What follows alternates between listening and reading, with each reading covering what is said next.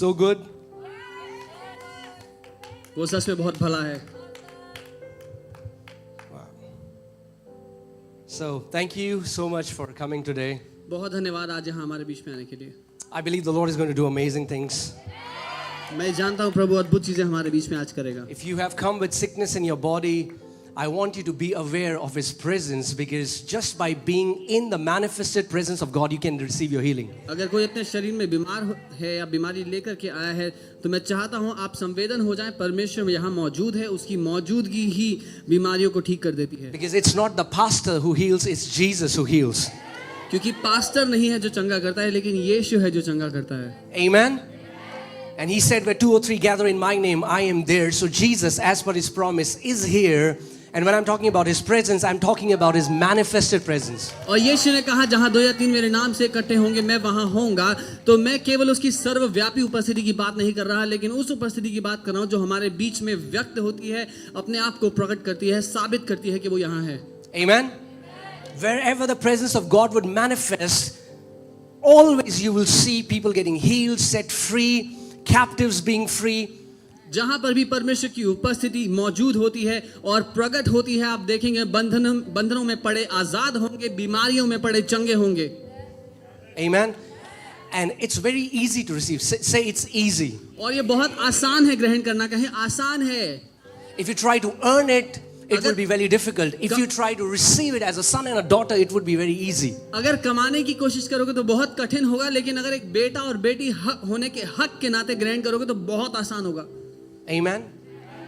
Your father wants to heal you because he loves you. आपका पिता आपको इसलिए चंगा करना चाहता है क्योंकि वो आपसे प्यार करता है. Your father wants to set you free because he loves you. आपका पिता आपको इसलिए आजाद करना चाहता है क्योंकि वो आपसे प्यार करता है.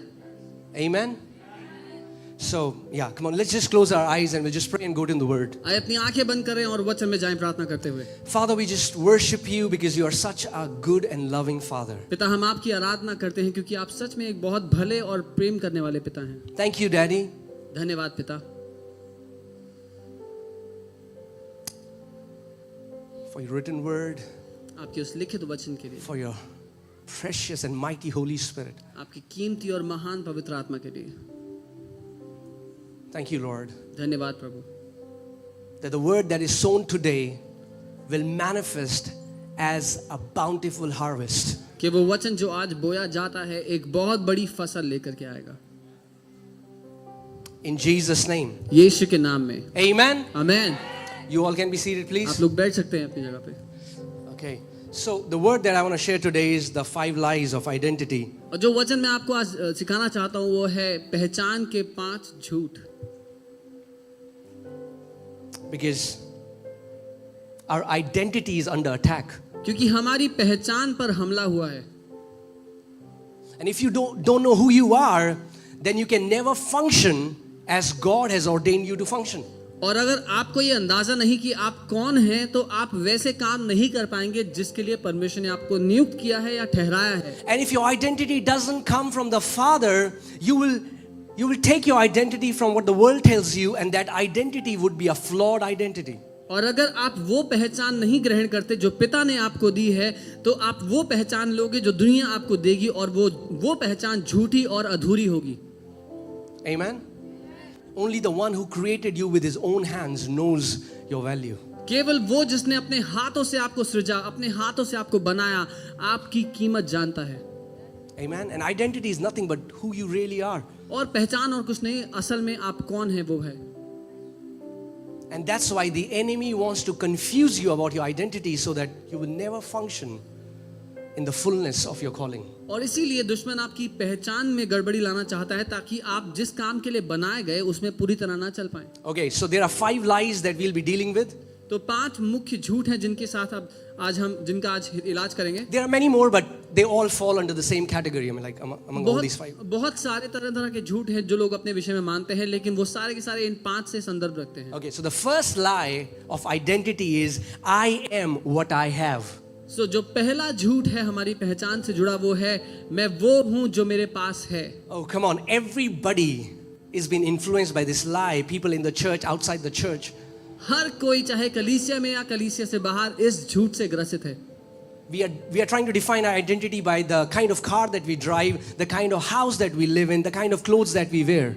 हम अपनी पहचान उन बातों से लगाने की कोशिश करते हैं, बताने की कोशिश करते हैं, जिस तरह की गाड़ी हम चलाते हैं, जिस तरह के घर में हम रहते हैं और जिस तरह के कपड़े हम पहनते हैं, जिस ब्रांड के कपड़े हम पहनते हैं. And if you think you are what you own, then that identity is a flawed identity. और अगर आपको लगता है कि आप वो हैं जो आपकी संपत्ति है, तो वो पहचान एक अधूरी और झूठी पहचान है. Because whatever you own right now, you don't own it, you are just stewards. God has given it to you for some time. क्योंकि जिस किसी बात का कि आप अभी इस समय मालिक हैं, आप असल में उसके मालिक नहीं, आप उसके भंडारी हैं. परमेश्वर ने आपको वो सौंपा है कुछ समय के लिए. Come on, turn to your neighbor and say, I'm not the owner, I'm a steward. अपने पड़ोसी को देख करके बोले कि मैं मालिक नहीं हूं, मैं केवल कुछ समय के लिए भंडारी हूं. You are not the owner. आप मालिक नहीं हैं. God has just given it to you for some time. परमेश्वर ने कुछ समय के लिए वो आपको दिया है. But when you attach your identity to the external possessions, लेकिन जब अपनी पहचान आप उन बाहरी संपत्तियों से जोड़ लेते हैं, you can never flow into the joy of salvation, because your joy will some days be up and some days be down depending upon what's happening with the money in your account, with your possessions. तो कभी भी आप उद्धार की खुशी का आनंद ले ही नहीं पाएंगे, क्योंकि वो जो खुशी जो आपको मिल रही है इस झूठी पहचान के चलते, वो कभी ऊपर होगी और कभी नीचे होगी. डिपेंड करता है आपके अकाउंट में कितने पैसे हैं. You know what? I want to tell you that I'm a very rich pastor. मैं आपको बताना चाहता हूँ मैं बहुत अमीर पास्टर हूँ. Amen? But yeah, let me conclude. I'm a very rich pastor, not because of what I own, but who I have. मैं बहुत अमीर पास्टर हूँ इसलिए नहीं कि मेरे पास क्या है, लेकिन मेरे पास कौन लोग हैं वो. If you have Jesus, अगर आपके पास यीशु है, you have all that you would ever need. आपके पास वो सब कुछ है जो आपको कभी चाहिए होगा. Amen. And I'm not saying I don't want to go to the other extreme where I'm saying that you live in poverty. What I'm saying is God doesn't mind you having stuff. God minds stuff having you. और मैं दूसरे कोने के गड्ढे में जाने के लिए नहीं कह रहा हूँ जहां पे मैं कह रहा हूँ गरीब होके रहो, वो बिल्कुल नहीं करना है. लेकिन मैं ये कह रहा हूँ परमेश्वर आपको समृद्ध देखना चाहता है, लेकिन परमेश्वर ये नहीं चाहता कि जो आपके पास है, जो संपत्ति आपके पास है, वो आपकी मालिक बन जाए. If your mood gets spoiled because you see a scratch on your car, अगर आपका मूड इसलिए खराब हो गया क्योंकि आपकी गाड़ी पे आपने स्क्रैच देख लिया है, then your mood will always be upset, because in Delhi every car has a scratch. तो हमेशा आपका मूड खराब रहने वाला है, क्योंकि दिल्ली में हर एक गाड़ी पे अनेकों स्क्रैच हैं. What do you do? क्या करेंगे? Amen. You are not what you own. Your identity comes from who owns you. आप वो नहीं जिस संपत्ति के आप मालिक हैं. आपकी पहचान आती है उससे जिसने आपको बनाया है, जो आपका मालिक है. Come on, I want to take you to a scripture so that hallelujah. Okay, let me just open a scripture.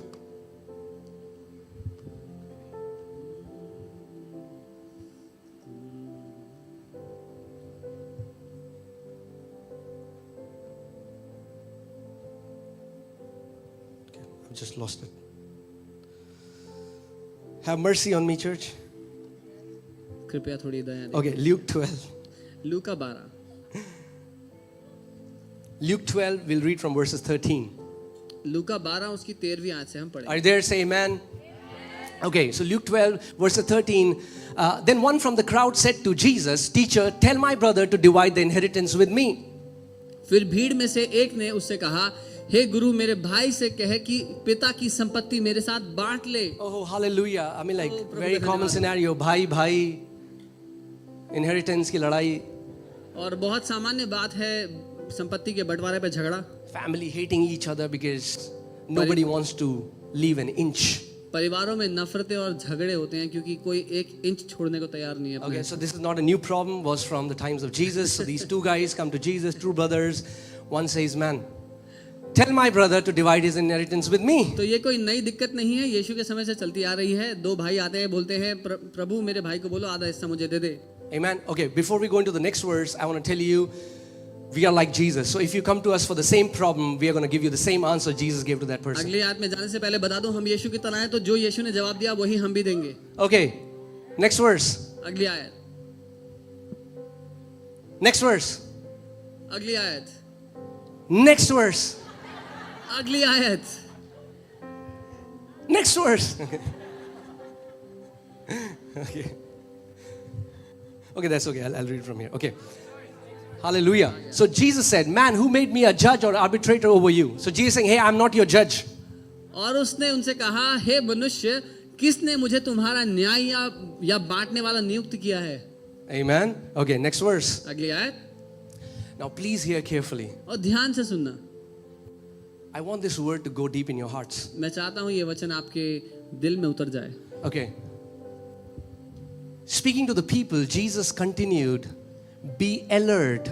This is from the Passion Translation. Be alert and guard your heart from greed. और यीशु ने उनसे कहा, ये passion translation है, मैं उसका अनुवाद करता हूँ.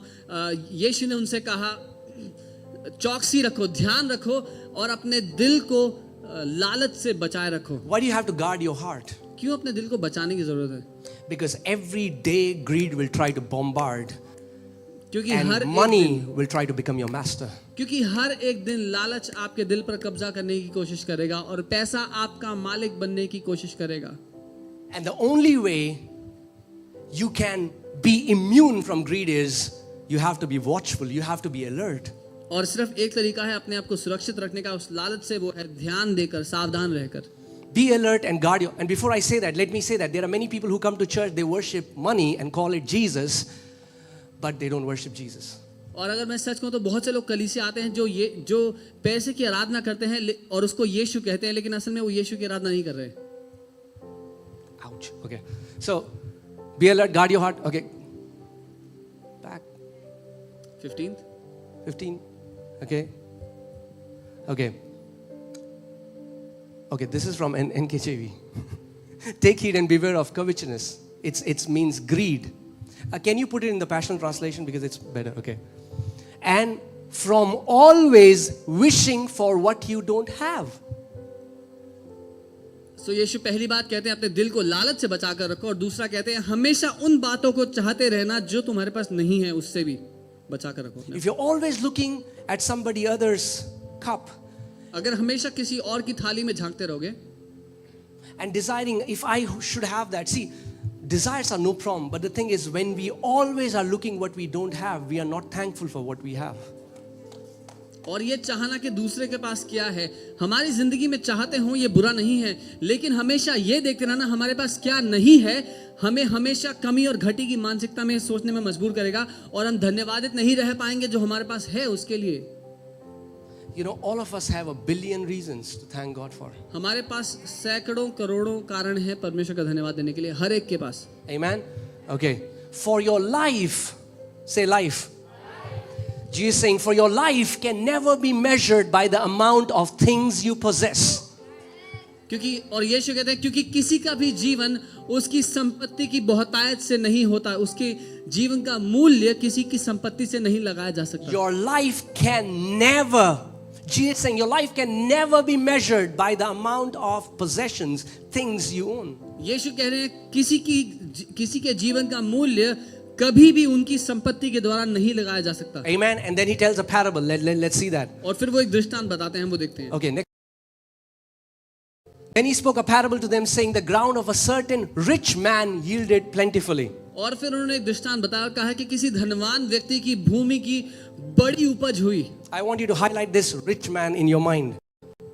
Okay? Rich man. अपने मन में इस बात को याद रखें, वो व्यक्ति बहुत धनी था, बहुत धनवान था. And the ground of that rich man yielded plentifully. It can be your business, it can be your job, whatever. और उस धनवान व्यक्ति की भूमि से बहुत बड़ी उपज हुई. आपकी नौकरी, आपका व्यवसाय हो सकता है वो आपके लिए. Next verse. And he thought within himself, saying, what shall I do since I have no room to store my crops? और उसने अपने आप से कहा कि अब मैं क्या करूं, क्योंकि मेरे पास जगह नहीं है इतनी सारी उपज को समाने के लिए. So it was an overflow. तो हद से उसको समझ नहीं आ रहा था क्या करे, जितने जितने जगह थी अनाज रखने के लिए वो सब भर गई थी. Next verse. So he said, I will do this. I will pull down my barns and build greater, and there I will store all my crops and my goods. तो उसने कहा मैं ये करूंगा, मैं अपनी बखारियां तोड़कर जहां पे अनाज रखा जाता है वो तोड़कर उनसे बड़ी बनाऊंगा और अपना सारा अन्न और संपत्ति उसमें रख दूंगा. Okay, next verse. अगली आयत. And I will say to my soul, और फिर soul, you have many goods laid up for many years. Take your ease, eat, drink, and be merry. और फिर मैं अपने प्राण से कहूंगा कि हे प्राण, तेरे पास बहुत वर्षों के लिए बड़ी संपत्ति रखी है, चैन कर, खा पी और सुख से रह. Wow, looks like a wise man. एक बुद्धिमान व्यक्ति सुनाई देता है. Future planning, भविष्य की प्लानिंग कर रहा है वो, but not according to God's standards. लेकिन परमेश्वर के स्तर के मुताबिक नहीं. Let's see what God says. देखते हैं परमेश्वर का Next क्या verse. कहता है. अगली आयत. But God said to him, fool. लेकिन परमेश्वर ने उससे कहा, हे मूर्ख. You know, this is the first time Jesus is telling a parable in which God calls fool to someone. ये पहली बार है कि यीशु ऐसा दृष्टांत, ऐसी कहानी बता रहे हैं जिसमें परमेश्वर किसी को मूर्ख कह रहे हैं. This person can be considered a very practical, wisdomful man, but in God's sight, he's a fool. आज के ज़माने के मुताबिक ये एक बहुत ही प्लानिंग करने वाला प्रैक्टिकल आदमी कहलाएगा, लेकिन परमेश्वर की दृष्टि में वो बेवकूफ़ कहलाता है, मूर्ख कहलाता है. Oh, I can feel the heat in the place right now. Okay, so God said to him, fool, this, go back. 20वीं आयत. Fool, this night your soul will be required of you. Then whose will do those things be which you have provided? हे मूर्ख, इसी रात तेरा प्राण तुझसे ले लिया जाएगा, तब जो कुछ तूने इकट्ठा किया है वह किसका होगा? As believers, as the children of God, we all should live with the perspective of we're going to stand before our King. विश्वासी होने के नाते हम सब के सब अपनी जिंदगी उस दिन के मुताबिक जिए जहां हम जानते हैं एक दिन अपने राजा के सामने हमें खड़ा होना है. And then God is saying that, it's Indian parents, Indian dad, मजाक बोलते अरे बेवकूफ. I don't want to hear that when I stand before the Father. और हाँ, अगर पिता एक भारतीय पिता की तरह बात भी कर रहा हो परमेश्वर के अरे बेवकूफ अपने बेटे को बोलते हुए, लेकिन मैं वो नहीं सुनना चाहूंगा जब मैं उसके सामने खड़ा होऊंगा. तो Next verse. So is he. Come on, I mean, like we can read about this rich guy and you can say, I'm not like him. और हो सकता है हम अपने दिल में सोच रहे हैं मैं इस इंसान की तरह. Man, this, sometimes when we read about Pharisees and all these people trying, we say, oh, thank God I'm not like them.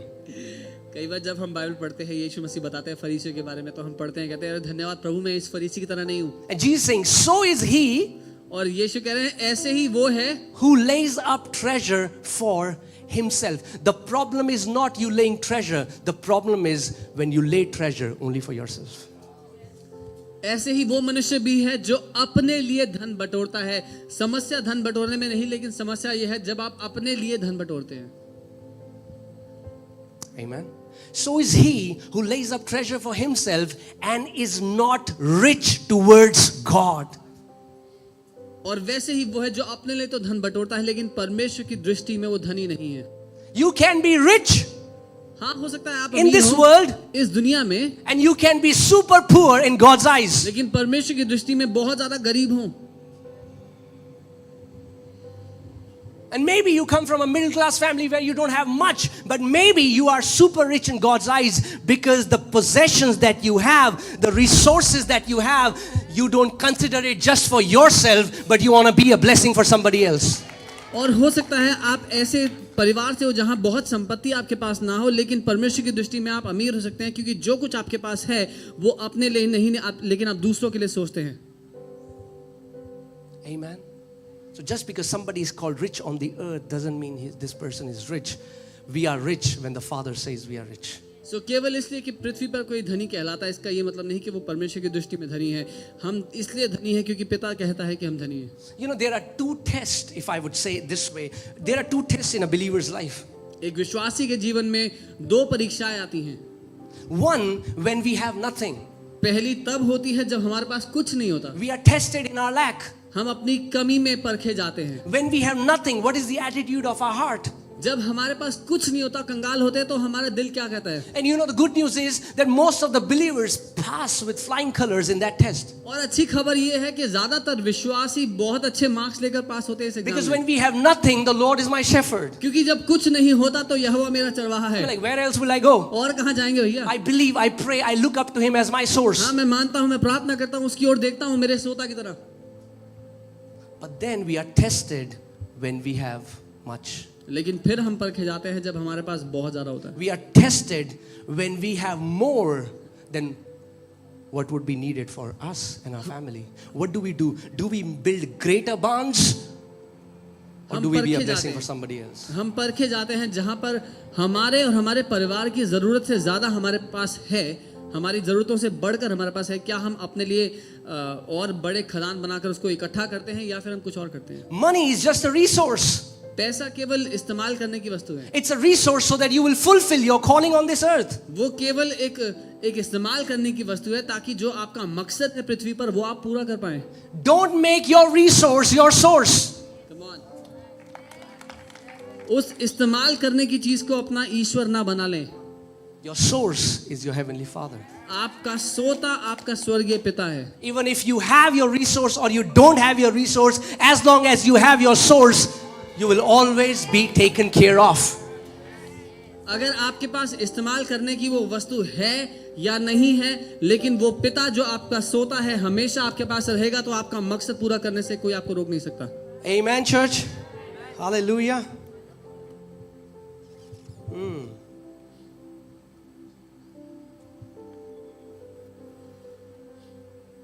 Think about this.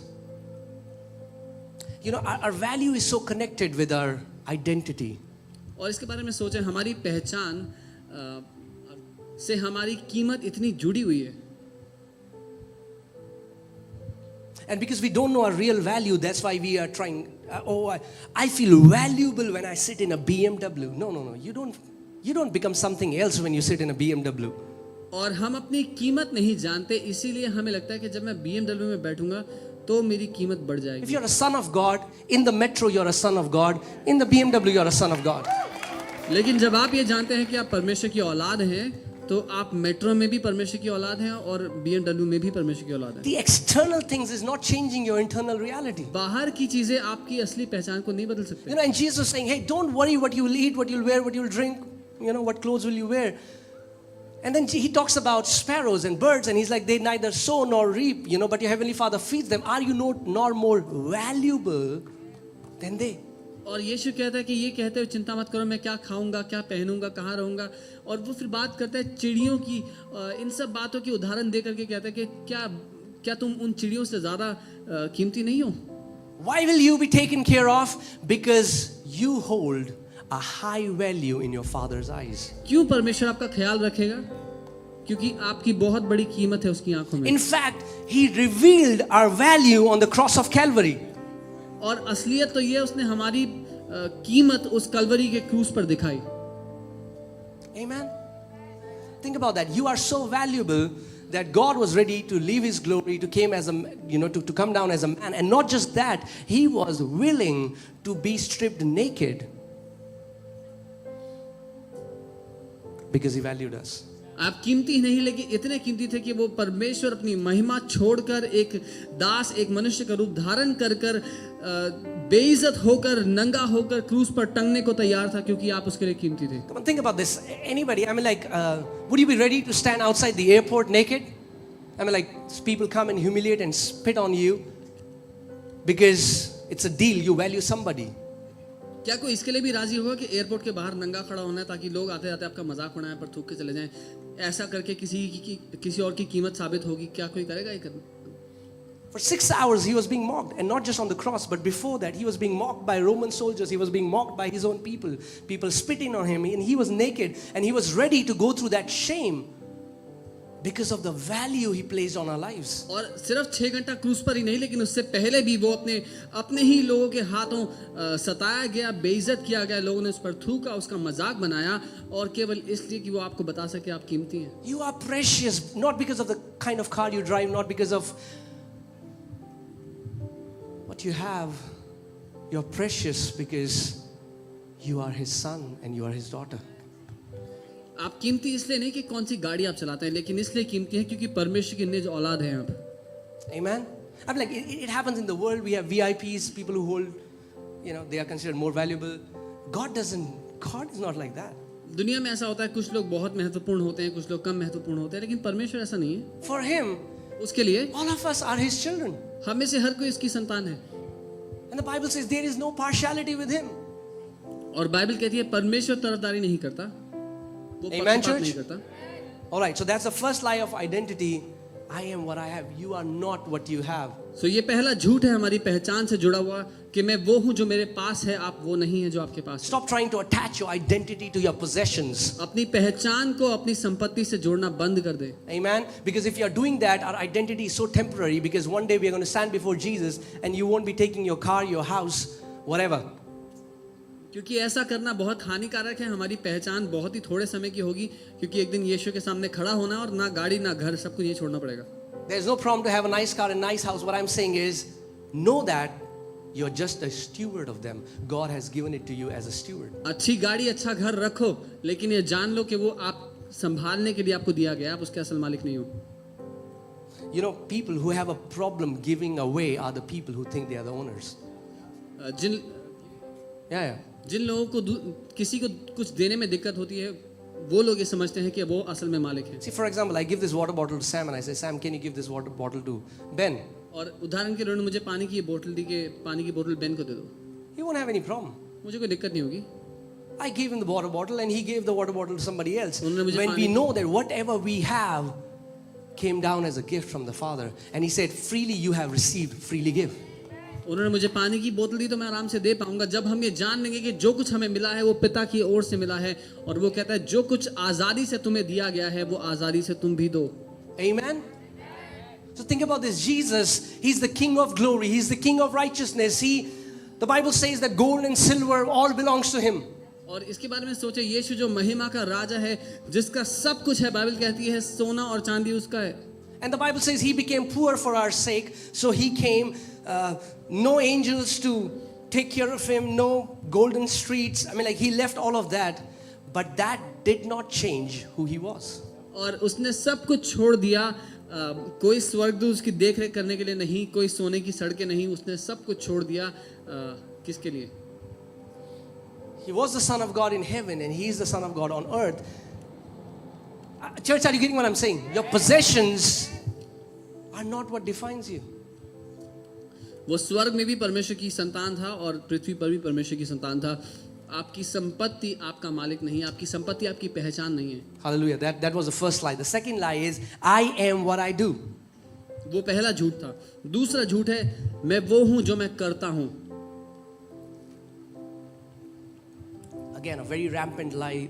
Most of us believe we are what we do. और ये बहुत फैला हुआ झूठ है। हम सब लोग ये मानते हैं कि मैं वो हूं जो मैं करता हूं। I'm a pastor, I'm this and I'm that, and that's okay, that's good, it's one of your assignment. But what I'm saying is that when you start to draw your identity from your work, मैं एक pastor हूं और मैं ये हूं, और अच्छा है, वो आपका काम है, आप कुछ समय के लिए करेंगे, लेकिन जब अपनी पहचान, अपना वजूद हम उस बात से बना लेते हैं, तब दिक्कत है। work is not bad. काम करना बुरा नहीं है। There was work before the fall. जब आदम पाप में गिरा, उससे पहले उसके पास काम था। God gave work to Adam when sin hadn't entered in the garden. परमेश्वर ने आदम को काम दिया था करने के लिए, जब पाप आया नहीं था। Work is good. काम करना अच्छा है। The problem is when work becomes our identity. समस्या ये है जब वो काम हमारी पहचान बन जाता When है। we start to live from our titles. I am the CEO of this company.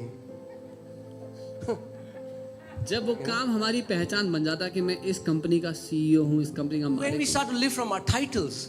जब हम अपने ओहदे से जिंदगी जीना शुरू कर देते हैं। For example, you meet somebody and you say, आप किसी को मिलते हैं,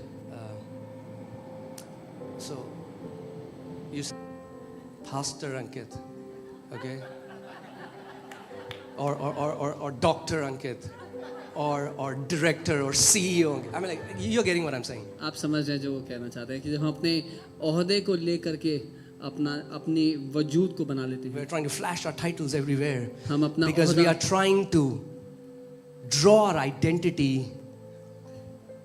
from what comes before our name. हम अपना ओहदा सबको दिखाना चाहते हैं क्योंकि बताना चाहते हैं हम कितने बड़े हैं, क्योंकि ये हमारे नाम के आगे लगता है। Are you getting this straight? See, God made our bodies out of the dust, परमेश्वर ने धूल से हमारे शरीर को not बनाया, our spirit. Our spirit came out from Him, but हमारी आत्मा परमेश्वर से आई, body came from dust. लेकिन वो शरीर मिट्टी से आया। So, okay, understand this. God, this is dust. Then came Adam. Then from Adam came Eve. सो धूल मिट्टी से परमेश्वर ने आदम का शरीर बनाया और आदम से हवा को बनाया। Are you with me, church? मेरे साथ हो? When the fall happened, जब आदम पाप में गिर गया it went upside down. तो मामला उल्टा हो गया। Now, Eve finds her identity in her Adam, and Adam finds his identity in the ground. अब जो हवा है वो अपनी पहचान उस आदम में तलाशती है और आदम अपनी पहचान उस मिट्टी में तलाशता है। Are you getting it? So every wife is all about, oh, my husband is like, oh, good, awesome. सो हर एक पत्नी अपनी पहचान अपने पति से लगाना चाहती है कि मेरे पति ये है, मेरे पति वो है। It's good, अच्छी बात है, not bad. But what I'm saying बुरा is, नहीं है, लेकिन मैं ये कह रहा हूँ your identity is more than just your husband. Your identity is you're the daughter of the king. आपकी पहचान आपके पति से कई ज़्यादा बढ़कर है, राजा की बेटी है।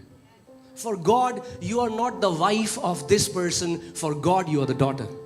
परमेश्वर के लिए आप उन श्रीमान की पत्नी नहीं है, परमेश्वर के लिए आप परमेश्वर की बेटी हैं। Amen? Come on, man. Woman, give me some amen. Yeah, awesome, awesome. वो मैं Oh, hallelujah. Thank you, Jesus. So, you know, Jesus worked as a carpenter. How many people know that? यीशु ने एक तरखान, एक बढ़ई का काम किया बढ़ते समय। You know, but because Jesus worked as a carpenter, that didn't change who he was. लेकिन उसने जो काम किया उसकी वजह से उसकी पहचान नहीं बदली। That was an assignment that Father gave him. वो एक थोड़े समय का काम था जो उसको दिया गया था। And Father can keep giving us different assignments. और पिता हमें अलग अलग काम देता रह सकता Some है। people say, my calling is to be an apostle. No, sir, that's your assignment. कुछ लोग कहते हैं मेरी पहचान या मेरी बुलाहट है कि मैं प्रेरित हूँ। जी नहीं, वो आपको काम दिया गया थोड़े समय के लिए। Your calling is to be conformed into the image of Son of God. That's our calling. Different assignments, one call.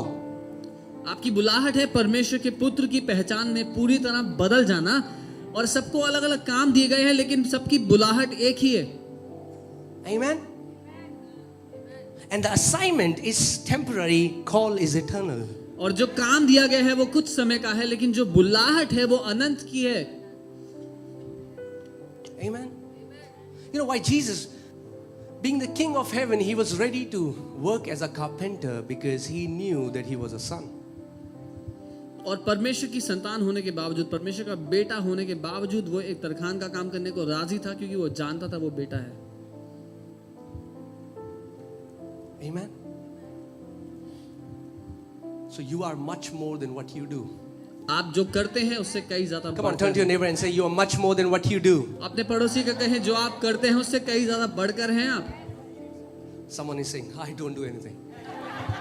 और कोई कह रहा होगा मैं कुछ नहीं करता हूँ। Then do something. तो कुछ करो भाई, But don't make that your identity. लेकिन जब करो तो उसको अपनी पहचान मत बनाना। Jesus was a carpenter, Paul was a tent maker.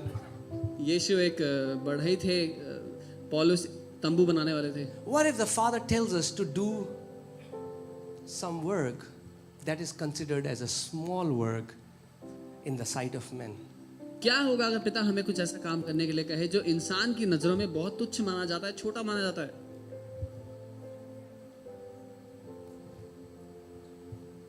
What if God tells you to go to somebody's house and clean the toilet? क्या परमेश्वर आपसे कहे किसी के घर जाएं वहां पे टॉयलेट साफ कर दें?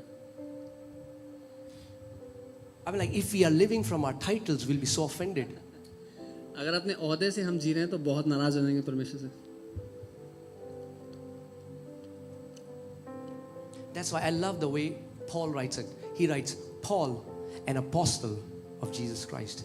Your title comes after your identity. इसलिए मुझे बहुत प्यार है जिस तरह से प्रेरित पौलुस इस बात को लिखते हैं। वो कहते हैं पौलुस यीशु मसीह का एक प्रेरित, आपका ओहदा या जो आप करते हैं वो आपके नाम के बाद, आपकी पहचान के बाद आना चाहिए। Amen. Ankit, a pastor of church. अंकित जो कलीसिया का पासवान है, XYZ. जो भी doctor आपका in नाम that. और आपका ओहदा है, Don't let it be something that runs before your identity. उन बातों को, अपने काम, अपने ओहदे को अपनी पहचान के आगे बनने ना दें। Hallelujah. Let's go to lie number 3. हम Lie number तीसरे 3. झूठ पर चलते हैं। I am what other people say or think of me. मैं वो हूं जो लोग मेरे बारे में सोचते या कहते हैं। Isn't this crazy? Many times how we draw our identity from what people say. हैरान करने वाली बात है, कई बार हमारी पहचान उन बातों से होती है जो लोग कहते हैं कि हम हैं। And we always say that, लोग क्या कहेंगे? समाज क्या कहेगा? समाज, समाज, समाज. And we are always concerned about what will people say, what will the society think. You know, when I gave my life to Jesus, my mom was like, समाज क्या कहेगा? जब समाज. मैंने अपना जीवन यीशु मसीह को दिया तो मेरी मम्मी ये कहती थी, what will the society say. Some people want to be secret lovers of Jesus. कुछ लोग यीशु मसीह के गुप्त प्रेमी हैं। Jesus, I love you, but don't tell anybody else. यीशु मैं आपसे प्यार करता हूँ पर किसी को मत बोलना, Because if they find out, क्योंकि अगर उनको पता लग गया what will the people say? तो लोग क्या कहेंगे। सबसे बड़ा रोग, क्या कहेंगे लोग? Amen. And I pray you will be delivered from this sickness. It's the biggest sickness, what will people say. और मेरी प्रार्थना है कि आप इस बीमारी से आजाद हो जाएं कि लोग क्या कहेंगे। If you love Jesus, अगर आप यीशु से प्यार करते हो then be bold about your love for Jesus. It doesn't matter what people would say. तो निडर होके इस बात को कहो। I mean, like, imagine, can you be in a relationship? I tell Monu, I was like, we got married, but so I love you, but anybody else? Yes, yes, sister, please come in. तो आप कल्पना कर सकते हैं अगर कोई अपनी पत्नी से ऐसे कहे कि हमारी शादी हुई है पर किसी को मत बताना। Am I being prophetic in the church? Is there anybody who does that? Okay. कि हाँ मैं तुमसे बहुत प्यार करता हूँ लेकिन किसी को मत बताना, सबके सामने वैसे नाटक करेंगे जैसे हम एक दूसरे को Yes, yes, जानते भी sister, we have to नहीं। pray. हाँ बहन आप आओ। कैब बुक कर दो, मैं फेथ अरीना से आगे जाके कैब बुक करना, मैं आगे।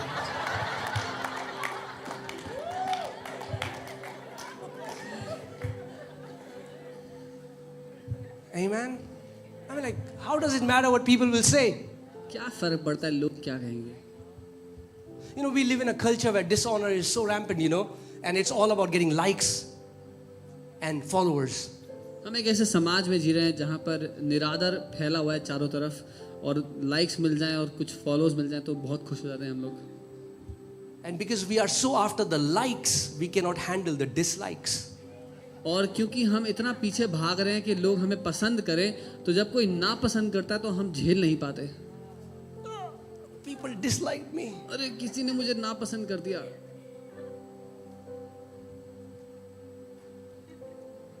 Hallelujah. Should I continue? Yes. Do you still love me? Yes. Even if you don't. God loves me, my wife loves me, and that's enough for me. Okay, so, and then we have mean and cowards sitting behind computer screen spewing venom Yeah, come on. and talking nonsense to people. और ऐसे डरपोक जहर उगलने वाले लोग हैं जो छुपके से कीबोर्ड के पीछे बैठे हुए हैं और बहुत गंदी बातें वो लोगों के लिए कहते हैं। बहुत ही गंदी। छी छी। You know, I was watching a story of a girl, मैं एक लड़की की स्टोरी देख रहा था and she made a video, and somebody commented that you should commit suicide, and that girl committed suicide. और उसने एक वीडियो बनाया उस लड़की ने और किसी ने उस पर लिखा कि तुम्हें आत्महत्या कर लेनी चाहिए। उस लड़की ने आत्महत्या कर ली। You are much more than the comments on your page. जो कमेंट्स आपके पेज पे आपको मिलते हैं उससे कई ज़्यादा बढ़कर हैं आप। Those people don't define who you are. वो लोग आपकी असली पहचान नहीं बता सकते। In fact, many times they hate you because they're jealous of you. असल में ज्यादातर तो वो आपसे नफरत करेंगे क्योंकि वो आपसे जलते हैं. Come on. Are you getting it? But think about this. Jesus wasn't disliked, he was hated.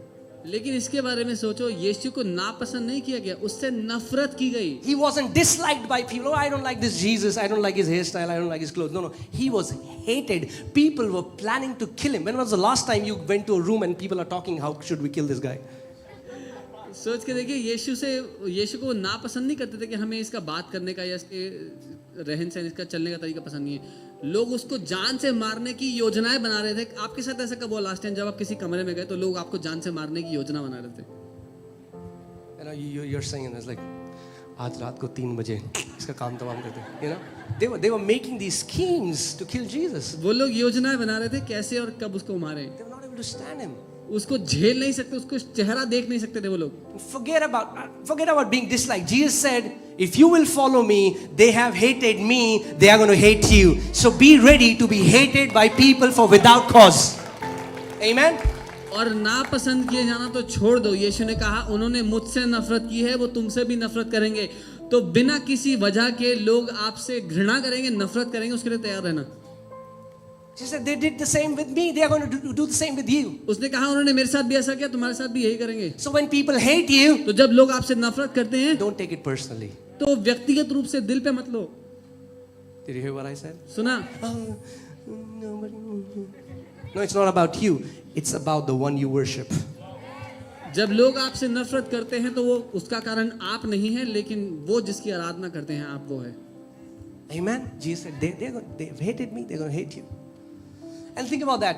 I mean, like Jesus, his entire life was a controversy. और यीशु की पूरी जिंदगी जो है वो विवादों से भरी हुई थी. You know, Jews, a culture where they reason a lot. यहूदी जो समाज है वो एक ऐसा समाज है जहाँ पर वो लोग बहुत ज़्यादा तर्क वितर्क करते हैं. And then Jesus is born and this news spreads everywhere that an angel came to Mary and Jesus was born by the Holy Spirit. Do you think the Jews believe that?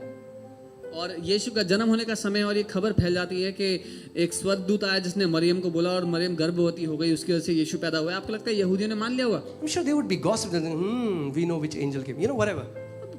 वो बुरी भली बातें कहते हैं. So he was born. We just see what he suffered on that cross for 6 hours. We don't see what he suffered for us all his life. हम सिर्फ वो देखते हैं जो 6 घंटे उसने सहा क्रूस पर, लेकिन हम वो नहीं देखते जो जिंदगी भर उसने झेला हमारे कारण. Can you imagine? I mean, like, kids who don't have fathers, who are born out of wedlock, are called bastards. I mean, like, people would be saying things for him. People would be seeing him, gossiping behind his back. Just think about that. That was the kind of life he went through. वो बच्चे जो शादी से बाहर जन्म होता है जिनका, उनको क्या क्या सुनना पड़ता है, वो जिंदगी भर उसने वो सब कुछ सुना होगा.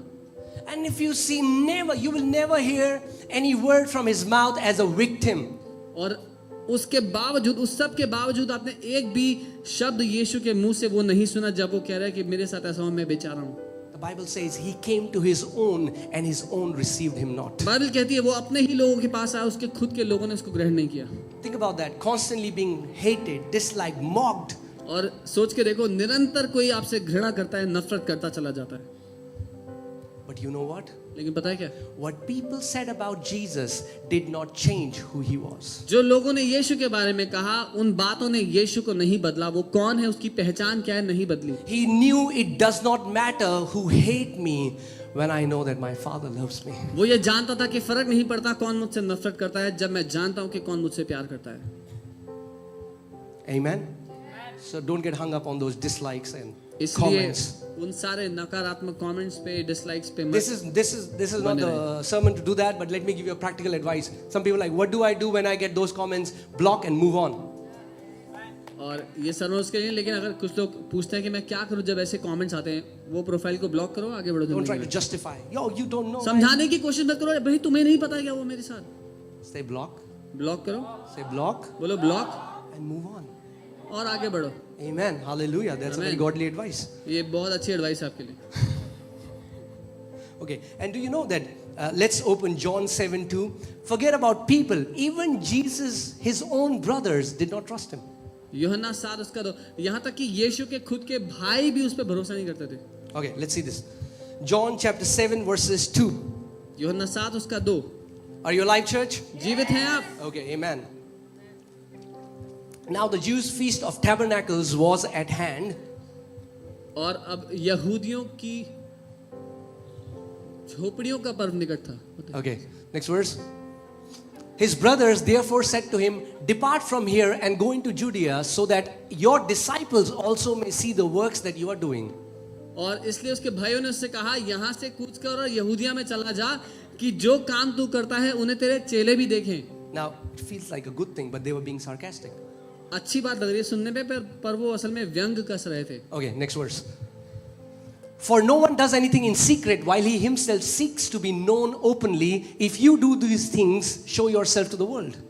क्योंकि ऐसा कोई ना होगा जो प्रसिद्ध होना चाहे और छिप कर काम करे. यदि तू यह काम करता है तो अपने तय जगत पर प्रकट कर. Next verse.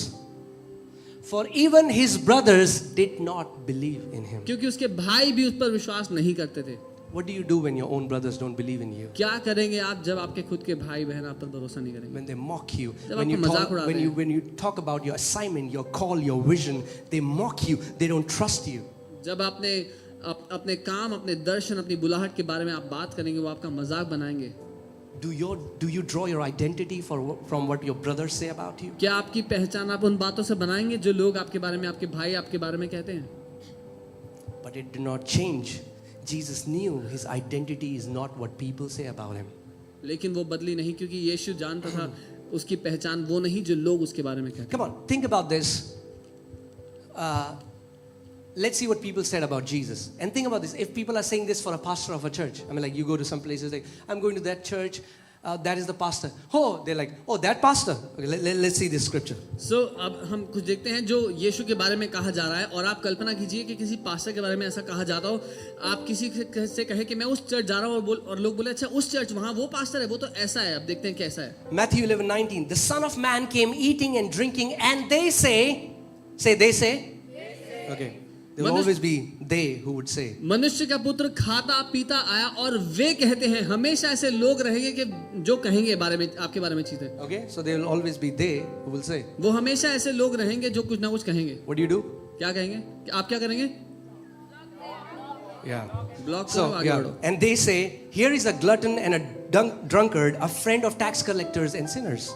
और वो कहेंगे कि देखो पेटू और पियक्कड़ मनुष्य, महसूल लेने वालों और पापियों का मित्र.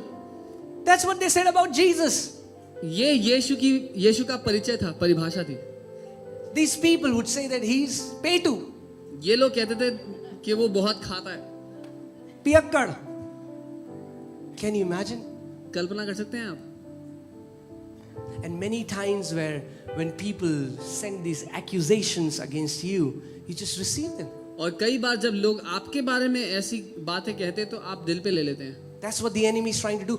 That's why so many believers are wounded because of the words other people have spoken over their hearts. और दुश्मन यही करना चाह रहा है और इसी वजह से बहुत सारे विश्वासी लोग घायल हैं क्योंकि उन्होंने वो शब्द अपने दिल पे ग्रहण कर लिए जो दूसरे लोगों ने उनके बारे में कहे. Jesus said, Father, I'm leaving the ministry.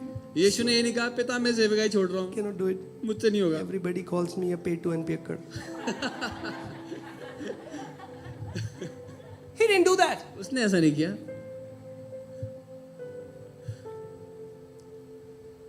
He said, the Father who lives in me does the works. उसने कहा वो पिता जो मुझ में रहता है वो कामों को करता है. Amen.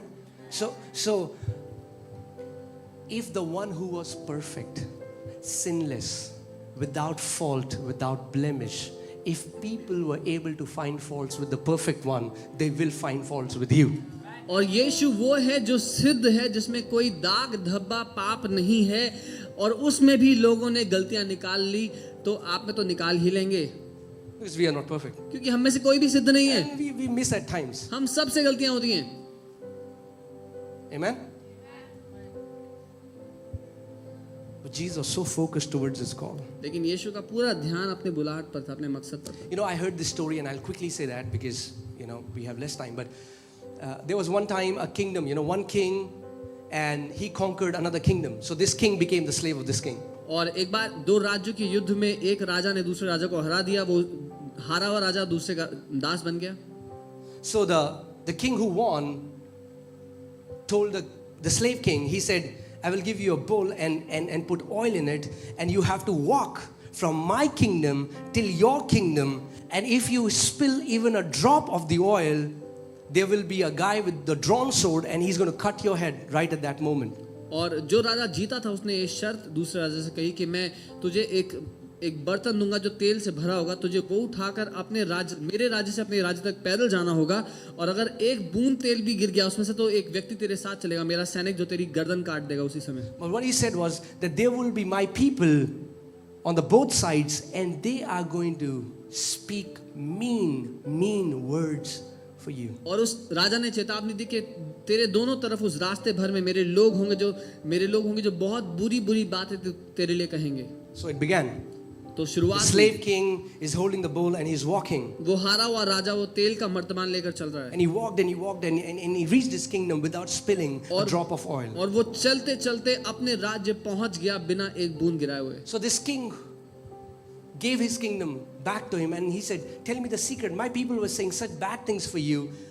Why didn't you spill the oil? और वो जो राजा जीता था उसने उसका राज्य उसको वापस कर दिया जो हार गया था, और उससे पूछा कि मुझे रहस्य बता, तू कैसे वहां तक पहुंच गया जब मेरे लोग इतनी बुरी बातें कह रहे थे। He said, I didn't even hear anybody saying any bad thing for me because I was so focused on what I was carrying. उसने कहा मैंने तो कुछ सुना ही नहीं कि किसी ने मेरे बारे में क्या कहा, क्योंकि मैं तो पूरा ध्यान लगाए बैठा था कि जो मैं लेकर चल रहा हूँ वो ध्यान से चले। What you are carrying is so precious. जो आप लेकर चल रहे हैं वो बहुत ज्यादा कीमती है। Don't spill it because some people say mean things to you. उसको डुलने मत देना, गिरने मत देना, क्योंकि जो आसपास के लोग बुरी बातें आपके बारे में कह Don't रहे be हैं। distracted because there are some people who hate you, dislike you, and they say mean things to you. ध्यान भटकने मत देना कि लोग आपके बारे में बुरा भला कहते हैं वो सुनकर। Be focused on your call. अपना ध्यान अपने काम पर लगा के रखना।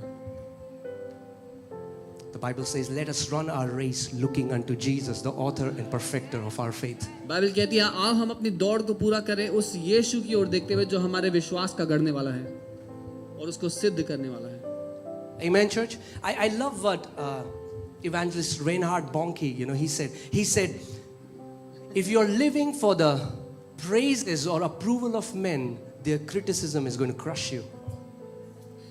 रेनाल्ड बॉन्की जी ऐसा कहते थे, अगर आप लोगों से प्रशंसा सुनने के लिए जिएंगे तो उनकी आलोचना आपको मार देगी। मेरी ड्रेस कैसी लग रही है? ठीक ठाक लग रही है। Dish dish dish. Amen. Okay, let's go to the next one.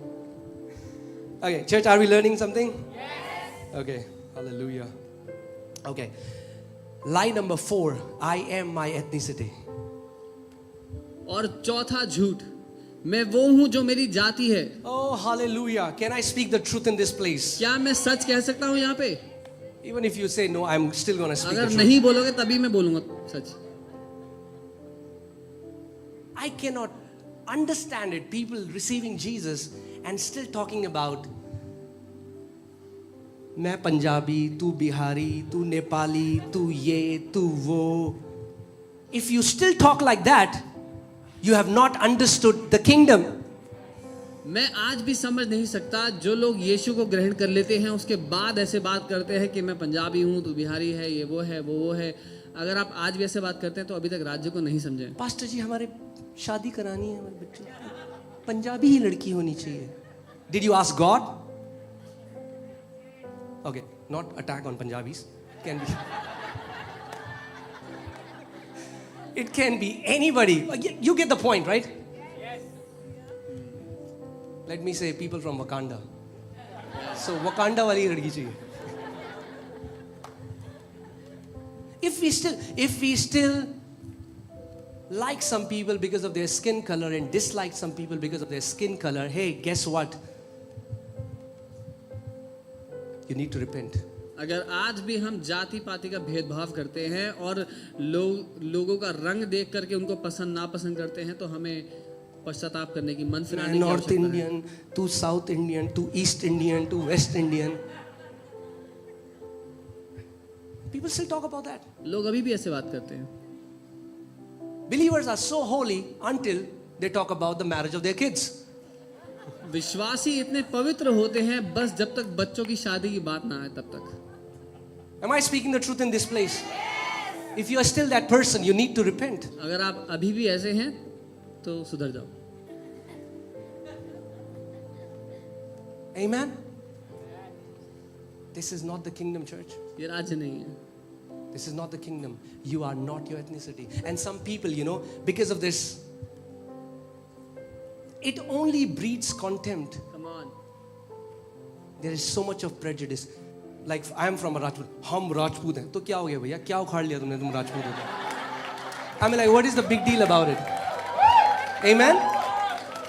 Like fighting over each other, saying we are better than you. That is not the kingdom lifestyle. और इस जाति के भेदभाव से केवल नफरत और घृणा फैलती है. चाहे मैं किसी भी खानदान किसी भी परिवार से हूं तो उससे क्या बड़ा हो गया. हम ऊंची जात, हम नीची जात. In the kingdom, I don't care about your caste. You are my brother. You are my sister. राज्य में मुझे परवाह नहीं आप किस जाति से. आप मेरे भाई और मेरी बहन हैं. Amen. This kind of mindset, you know, जो हम कार के पीछे लगाते हैं बड़ा बड़ा, गुर्जर भाई और जाट और Rajput. Yeah, good. Oh, what's the big deal about that? You were born in that family. हाँ, आपका जन्म उस परिवार में हुआ पर इसमें बड़ी बात क्या है. Why don't you write a son of God, a daughter of God? That's a real identity. ये जान लो कि आप परमेश्वर के बेटे और बेटी हो और ये लिख सकते हो क्योंकि आपकी असली पहचान है. Amen. Because when we have that kind of mindset, even though we are talking to other believer, in our mind we still think we are superior than them. क्योंकि अगर हमारा सोचने का तरीका ऐसा है तो हम दूसरे विश्वासियों से बात तो कर रहे होंगे फिर भी अपने दिल में यही मानेंगे कि मैं इससे ऊंचा हूं. You are not your skin color. You are not your race. You are not your caste. You are not your creed. You are a son and a daughter of God. That is your real identity. आप वो नहीं जिस जाति से आप हैं, आप वो नहीं जिस रंग के आप हैं, ना अपने खानदान से, ना किसी बात से, लेकिन आप परमेश्वर के बेटे और बेटी हैं. ये आपकी पहचान है. You know, let's see John chapter 4 verses 9. Then the woman of Samaria said to Jesus, "How is it that you being a Jew ask a drink from me, a Samaritan woman? For Jews have no dealings with Samaritans." यूहन्ना 4 उसका 9. और उस सामरी स्त्री ने उस यीशु से कहा, तू यहूदी होकर मुझ सामरी स्त्री से पानी क्यों मांगता है, क्योंकि यहूदी सामरियों के साथ किसी प्रकार का व्यवहार नहीं रखते. Jesus wasn't walking in the mindset of a Jew. He was walking as a son of God. That's why he went and he asked. This woman is surprised because how come he being a Jew is asking water from me? क्योंकि यीशु एक यहूदी मानसिकता लेकर नहीं चल रहा था, परमेश्वर का बेटा होने की मानसिकता लेकर चल रहा था. इसलिए वो सामरी स्त्री हैरान हो गई कि ये यहूदी होके मुझसे बात कैसे कर सकता है. Amen. Yes, he was born in a Jewish family and we honor the families that we were born into. But if I'm born in a family and my family hates somebody else, I am not joining their gang. हाँ, मैं एक परिवार में पैदा हुआ हूँ, लेकिन अगर मेरा परिवार किसी और परिवार से नफरत करता है तो मैं उनकी नफरत में शामिल नहीं होऊंगा. No. I am a son of God before I am blah blah blah. मैं सबसे पहले परमेश्वर का बेटा हूँ, इससे पहले मैं कुछ और हूँ. Amen. And Jesus was able to stoop down and ask water from this Samaritan woman. और यीशु उस सामरी स्त्री के आगे नम्र होकर के उससे पानी मांगता है.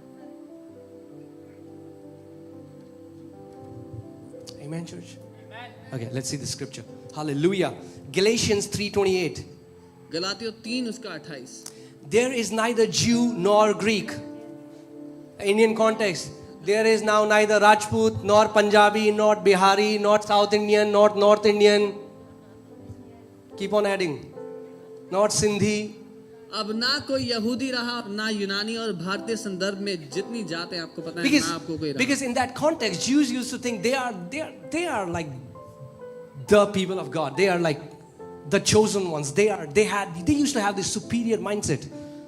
क्योंकि इस मानसिकता के मुताबिक यहूदी लोग ये मानते थे कि वो सर्वोत्तम हैं, सबसे ऊंचे हैं, वही परमेश्वर के असली लोग हैं, बाकी सब उनसे नीचे हैं। And that's why what Apostle Paul writes is so offensive, because he said, hey, now in Christ end this. No Jew, no Greek, no Punjabi, no Bengali, no Bihari, no South Indian, no Kannadi. Everyone a family. A family. That's who we are, the family of God. इसीलिए जो प्रेरित पौलुस दिखते हैं वो बहुत ज़्यादा नाराज करने वाली बात है उस समय के लोगों के हिसाब से। और आज भी अगर मैं कहूँ, अब कोई जाति का भेद, कोई फर्क नहीं रहा, हम सब एक परिवार हैं परमेश्वर के। There is neither slave nor free, there is neither male nor female. Hallelujah. और अब ना कोई दास, ना स्वतंत्र, ना कोई नर और ना नारी। Come on, females, can I hear your voice? क्या मैं बहनों की आवाज सुनूं?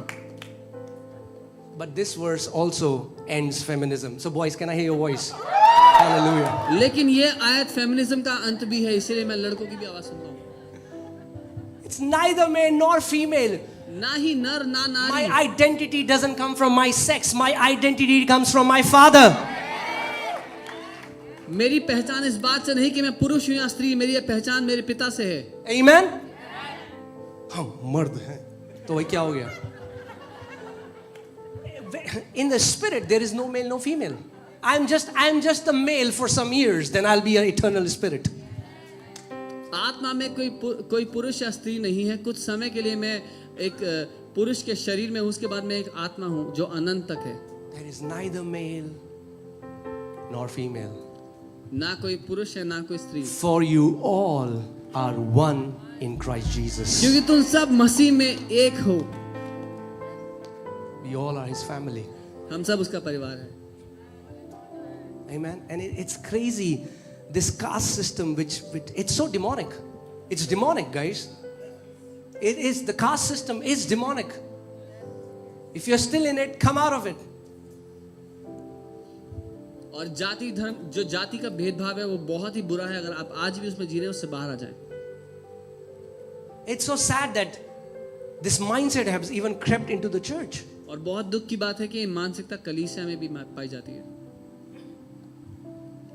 For we all are one in Christ Jesus. क्योंकि हम सब मसीह यीशु में एक हैं। Next time you see somebody and you feel what should I say? You feel this feeling in your heart because of their caste, creed, their color, whatever. You need to check your heart. और अगली बार जब आप किसी को देखते हैं और आपके दिल में ठेस लगती है उनकी जाति, वो किस खानदान से, किस जगह से है, उसके कारण तो अपने दिल को परखें। I can speak a lot in this, but बहुत सारी बातें मैं कह सकता हूँ। I went to Africa for 2 months and I was so blessed by their hospitality, by their love for Indians. मैं 2 महीने के लिए अफ्रीका गया था और उनके प्रेम और जो सेवा उन्होंने भारतीयों के प्रति दिखाई, मैं उसको देखकर बहुत हैरान था। And I get so ashamed because so many times we have such prejudice when we see Africans coming to a country. और मैं इतना शर्मिंदा होता हूँ कभी-कभी भारतीयों का व्यवहार अफ्रीकी लोगों के साथ देख करके, क्योंकि हम बहुत बुरा व्यवहार करते हैं उन लोगों के साथ। Sometimes I pray that God will take you to Africa so that you will know how they treat you. मैं प्रार्थना करता हूँ कभी प्रभु आपको अफ्रीका लेकर जाए ताकि आपको मालूम हो कैसे सेवा करते हैं। Anyone who is born of God is beautiful. जो कोई परमेश्वर से जन्मा है वो खूबसूरत है। It's our flaws, it's the veils in our eyes that we cannot see their beauty, but they are beautiful because they are born of God. ये हमारी खामियां हैं, हमारी आंखों पर पड़े पर्दे हैं कि हम देख नहीं पाते उस खूबसूरती को, लेकिन क्योंकि परमेश्वर से वो जन्मे हैं वो खूबसूरत है। Hallelujah. Last lie. आखिरी झूठ, I am the mistakes that I have made. मैं वो गलतियां हूं जो मैंने की हैं। And this is the area where the enemy has deceived so many people. So many people are wounded. They feel condemned because of the mistakes they committed in their past. ये वो क्षेत्र है जहां पर दुश्मन ने बहुत लोगों को धोखा दिया है, बहुत लोगों को आज भी धोखे में रखा है क्योंकि वो घावित हैं, वो चोटिल हैं और आज भी उन सारी बातों के बारे में सोचते हैं जो इतिहास में उनके साथ हुई और उनको लगता है कि मैं ये व्यक्ति हूँ क्योंकि मैंने ये सब गलतियाँ की हैं। Because somehow Satan has made us believe that God is looking for perfection from our lives. क्योंकि किसी तरह से शैतान ने हमको इस बात के लिए राजी कर लिया कि परमेश्वर चाहता है कि हम सिद्ध जीवन जिएं And he is standing with a stick. और वो एक डंडी लेकर खड़ा है And the moment you miss and there is a beep, bam, और जैसे ही आपसे गलती होती है एक बजर बजता है और वो डंडी मारता है and the angel says, "Span time." God is not looking for perfection. परमेश्वर सिद्धता नहीं देखता ना चाहता है। If God was looking for perfect people, I'm telling you, none was worthy to preach His word. अगर परमेश्वर केवल सिद्ध लोगों को चुनता और बुलाता तो मैं बता रहा हूँ उसका वचन प्रचार करने के कोई भी लायक नहीं है। So because He doesn't have perfect people, He is working with imperfect ones. और क्योंकि उसके पास सिद्ध लोग नहीं हैं तो वो असिद्ध लोगों से काम चलाता है। So God is not looking for perfection, but He's looking for something. परमेश्वर सिद्ध लोगों को नहीं तलाश रहा लेकिन कुछ है जो वो तलाश रहा है। You know, He's looking for a heart that is committed to Him. वो तलाश रहा है ऐसे दिल जो उसके लिए उसके पीछे लगे रहें। You know, 2 Chronicles 16:9 says that the eyes of the Lord run to and fro. He's looking for someone whose heart is committed towards Him.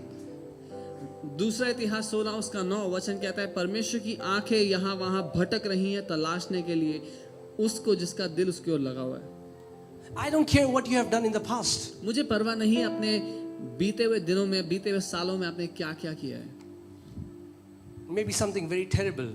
हो सकता है किसी के साथ कुछ But I'm बहुत here बुरा to tell हो। you, God can write a glorious story through your life. लेकिन मैं आपको ये बता रहा हूँ आने वाले समय में परमेश्वर एक महिमा से भरी हुई कहानी लिख सकता है आपके लिए। You know, David, I mean, like, look at the things that he did. Dawood ने क्या क्या किया एक बार देख लो खुद। Committed adultery, killed her husband, then tries to hide everything. व्यभिचार किया उस स्त्री के पति को मरवा दिया और उसके बाद सब कुछ पे पर्दा डाल दिया। But there's one thing about David, his heart was so committed to the Father. लेकिन एक बात दाऊद की ये थी कि उसका दिल पिता के लिए हमेशा पिता की ओर लगा हुआ था। And then God says, David, a man after my own heart. और परमेश्वर ये कहता है कि दाऊद मेरे हृदय के मुताबिक मनुष्य Look है। at Abraham, called a friend of God, is lying about his wife. Abraham जो परमेश्वर का दोस्त कहलाता है वो बार-बार झूठ बोल रहा है अपनी पत्नी के लिए। And if you read, when you read about these awesome heroes in the Bible, you will see that they were not perfect. और जब आप ये इतने अद्भुत लोगों के बारे में बाइबल में पढ़ते हैं तो आप यही पाएंगे कि वो लोग सिद्ध नहीं थे। But there was one thing, one similar thing in all of their lives, that they had, their hearts were so committed and hooked to God. लेकिन एक बात आप हर एक के जीवन में यही पाएंगे कि उन सब के दिल परमेश्वर के पीछे लगे हुए थे।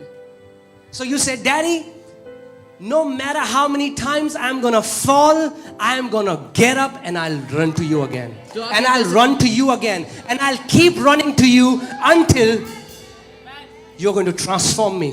तो आप ये कह सकते हैं पिता मैं चाहे कितनी भी बार गिर ना जाऊं मैं उठूंगा और दोबारा आपके पास भाग कर जाऊंगा गिरूंगा दोबारा उठूंगा आपके पास भाग कर जाऊंगा जब तक आप मुझे संभालते रहेंगे। You know, so many believers, I met a guy, he said, I cannot touch the Bible because I feel unworthy because I watch porn. I said, hey, when you read the word and the word goes in you, that is the antidote.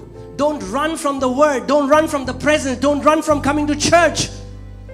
और मैं एक विश्वासी से मिला और वो कहते हैं कि मैं बाइबल को हाथ लगाने के लायक नहीं हूँ क्योंकि मैं पोर्नोग्राफी देखता हूँ। मैंने कहा यही तो उसका इलाज है, ये वचन परमेश्वर की उपस्थिति उसके साथ रहना ही उसका इलाज है। जब आप उसमें जाएंगे कलीसिया से उसकी उपस्थिति से ना भागे अपने आप उससे बाहर आएंगे। Amen. It's like saying, oh, I will not touch aspirin because I have fever. What? Because you have fever, touch aspirin. ये ऐसा कहना है कि मैं दवाई को हाथ ये ऐसा कहना है मैं दवाई को हाथ लगाने के लायक नहीं क्योंकि मुझे बुखार है, लेकिन क्योंकि आपको बुखार है आपको दवाई खानी चाहिए। Amen. Whenever you feel you have messed up, run to your Father. जब कभी आपको ये आभास होता है कि आपसे गलती हुई है अपने पिता के पास भाग कर चले जाएं। Run to your Father. And you know, one of the lies that the enemy has given us is that unless I am perfect, how can I be a representative of God? How can I be an ambassador of Jesus when I'm not living perfectly? और ये झूठ जो दुश्मन ने हमें दिया वो ये है कि जब तक मैं सिद्धता से नहीं जीता, मैं कैसे उसका राजदूत या उसका प्रतिनिधि बनने के लायक होऊंगा। God can bless others through you while He changes you. परमेश्वर दूसरों को आशीषित कर सकता है आपके द्वारा उस समय में जब वो आपको बदल ही रहा है। This journey is not that one day you think, bam, I have arrived, now I am worthy to preach the gospel. It will never happen. ये यात्रा ऐसी नहीं है कि एक दिन आप कहेंगे आज मैं पहुंच गया, आज से मैं सुसमाचार प्रचार करने के लायक हूं, ऐसा कभी नहीं होगा। So even with your weaknesses, even with your mess, God will still bless others through your life. तो आपकी कमजोरियों के साथ, आपकी दिक्कतों के साथ ही परमेश्वर दूसरों को आशीष देता चला जाएगा। But while He is blessing others through you, He is also transforming you. लेकिन जब परमेश्वर आपके द्वारा लोगों को आशीष दे रहा है, वो आपको भी बदलता चला जाएगा। So never stop yourself from praying for a sick person. Never stop yourself from preaching the gospel. Never stop yourself from being a blessing because you think you're not perfect. इसीलिए कभी भी अपने आप को मत रोकना किसी बीमार के लिए प्रार्थना करने से, कभी भी अपने आप को सुसमाचार प्रचार करने से मत रोकना, क्योंकि आप दूसरे के लिए आशीष का कारण बनेंगे। Amen, church. Look at that woman in the well. I mean, like 5 husbands. वो Think स्त्री about जो कुएं के पास थी, उसके 5 पति थे।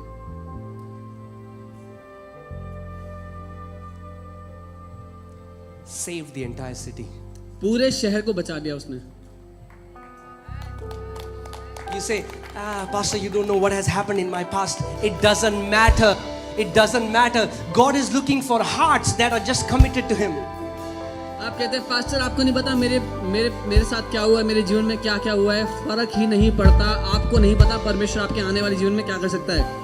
You know, we have this exit mentality, you know, in a relationship. Now people get married. They say, it's not working out. We had 10 arguments. I'm going blah. Dad, I'll bang the door. I go out. I'll send you the divorce papers. We are living in this exit mentality because we don't want to work together. हम एक ऐसी मानसिकता लेकर, हार मानने की मानसिकता लेकर के जीते हैं जहां पर हम मेहनत करना नहीं चाहते। शादी कर ली और फिर 10 लड़ाइयां हुई तो हम जा रहे हैं डिवोर्स के पेपर भिजवा देंगे। And many times we have that kind of attitude with God. और कई बार हम परमेश्वर के साथ भी यही करते हैं। God, I asked for a job. You didn't give me a job. I'm going out. प्रभु मैंने नौकरी मांगी, आपने नौकरी नहीं दी, मैं जा रहा हूँ। God, I messed up. I committed this sin. I don't think I should come to church. I'm going out. प्रभु मुझसे गलती हो गई, मुझे लगता नहीं मुझे चर्च आना चाहिए, मैं जा रहा हूँ। No, you are going to mess up.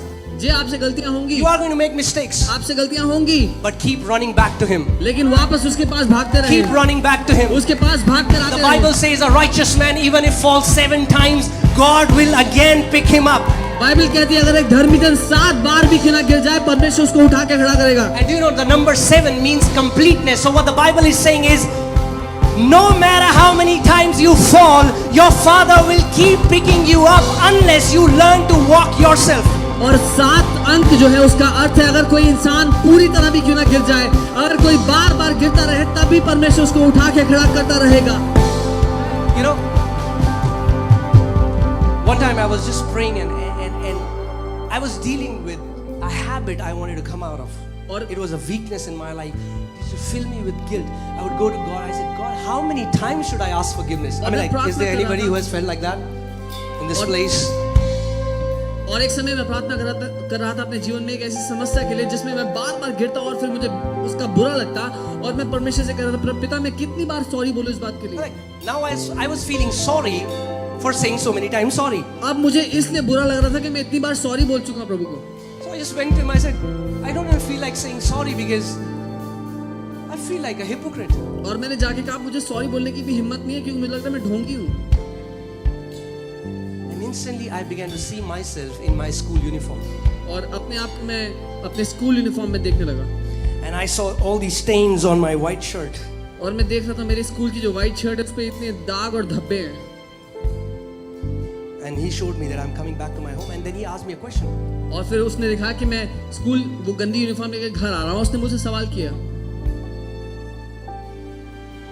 He said, what will happen now? Your shirt is full of stains. और प्रभु ने कहा अब क्या होगा तेरी शर्ट पूरी दाग और धब्बों से भरी हुई है। And the next day I saw my mom और giving me a new shirt. और अगले दिन मैंने देखा कि मेरी मम्मी ने मुझे एक नई shirt the. Then again I came back with those stains. और वापस मैं वो दाग धब्बे लेकर आया स्कूल से। How long did your mom did that, for all of us? और हमारी माँ ने कब तक हमारे स्कूल की यूनिफॉर्म धोकर हमें वापस साफ करके दी? As long as we didn't mature. जब तक हम सयाने ना हो गए। Are you getting it? How many times will He wash us? तो परमेश्वर कब तक हमें धोता चला जाएगा? He'll keep washing you वो आपको धोता चला till you जाएगा will come out of that habit. जब तक आप पूरी तरह उस आदत से बाहर ना आ He'll जाओ। keep washing you वो धोता चला till you जाएगा come out of that addiction. जब तक आप पूरी तरह उस बुरी He'll लत से keep बाहर ना washing जाओ। you वो आपको धोता चला Till you जाएगा start to walk like He walks. जब तक आप यीशु की तरह चलना शुरू ना कर दे।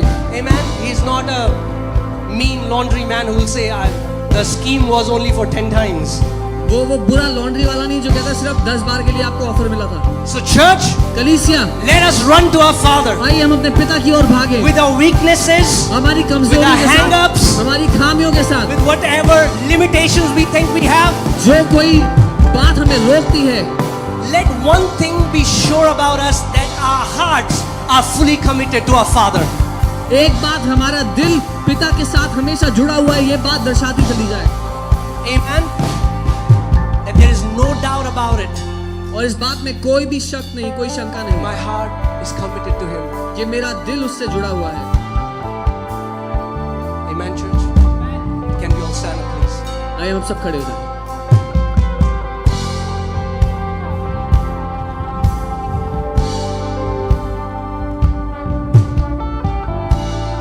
So today I want you to go home with this thing in your mind, that no matter where you are in your walk with the Lord, He can still bless someone else through you. इसीलिए मैं चाहता हूँ आप इस बात को जानते हुए जाएं, चाहे अपनी यात्रा में आप कहीं भी क्यों ना हो, आपके पिता आपके द्वारा दूसरों को आशीष Oh, दे I सकता have है। just read one chapter of the Bible. He can still bless someone else through you. मैंने बाइबल का एक चैप्टर भी पढ़ा है अभी सिर्फ।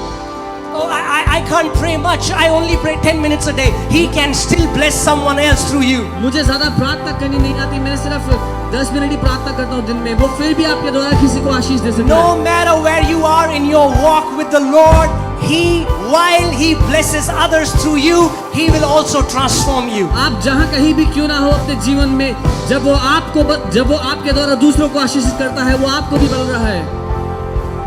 Amen. You know, so many kids, like when they are kids, they have a stammering problem. You know, बहुत they सारे stutter. बच्चे जब बोलना सीखते हैं तो लड़खड़ाते हैं बोलते हुए। So many kids, you know, they suck their thumb. बहुत सारे बच्चे अंगूठा मुंह में रखते हैं। But as they are maturing, लेकिन जब वो बड़े होते हैं, they overcome that habit. वो उन आदतों से बाहर आ जाते हैं। You know, when people come to me and they say, I smoke cigarettes and I feel so guilty.